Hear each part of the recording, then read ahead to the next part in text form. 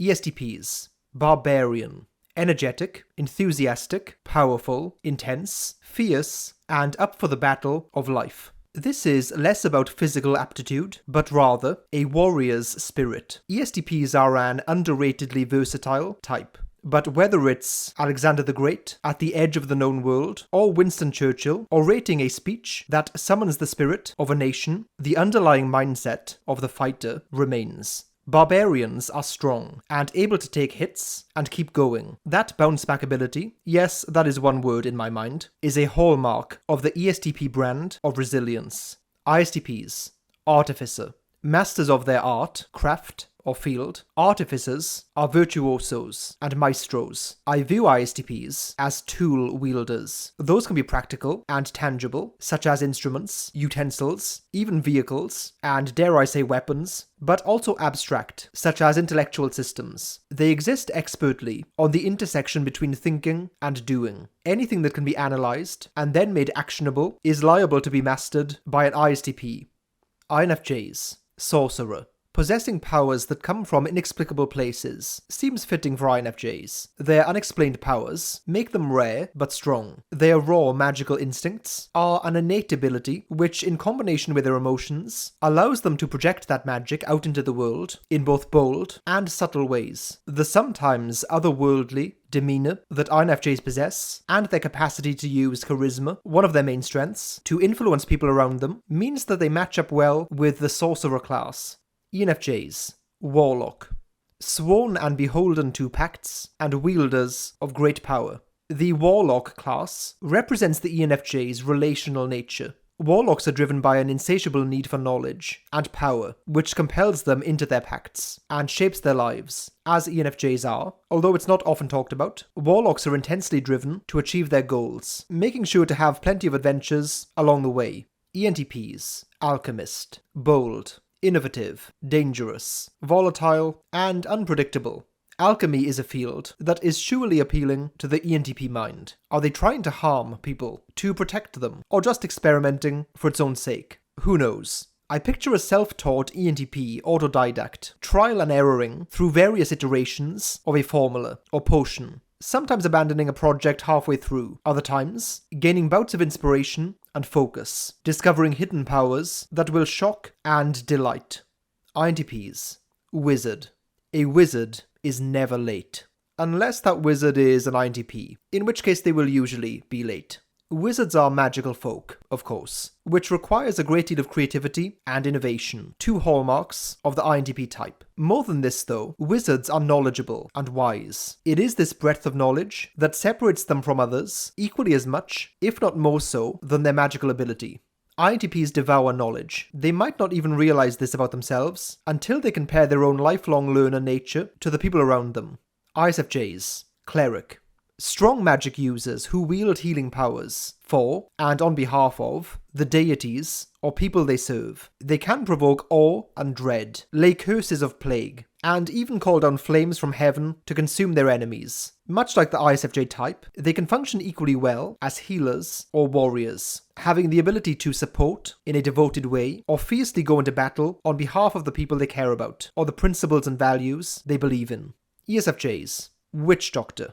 A member of your tribe is ill, or not feeling themselves, so you take them to your local witch doctor to get them back on their feet again. Suddenly, in no time, they are feeling right as rain. This is eerily similar to the effect that ESFJs have on people. They are uplifting and rejuvenating to be around. You don't know quite how they did it. Was it the food? The good cheer? The cozy vibes? The great conversation? Who knows? But clearly they are masters of working their magic for the good of the people in their lives. ENTJs. Blood Hunter.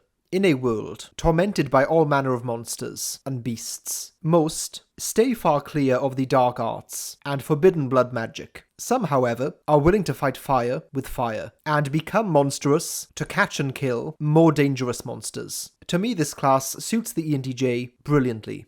In their ambition and drive, they're willing to play outside the bounds of conventionality, to push the boundaries, bend the rules, and match any opponent strength for strength. This archetype is reminiscent of a character like Van Helsing, who, incidentally, is often typed as an ENTJ in his or her various incarnations. I interrupt myself to bring you myself. Please like and subscribe if you haven't already. It makes the individual video do much better and helps the channel overall. For most of the YouTube channels that I watch regularly, I have not subscribed. Please succeed where I failed.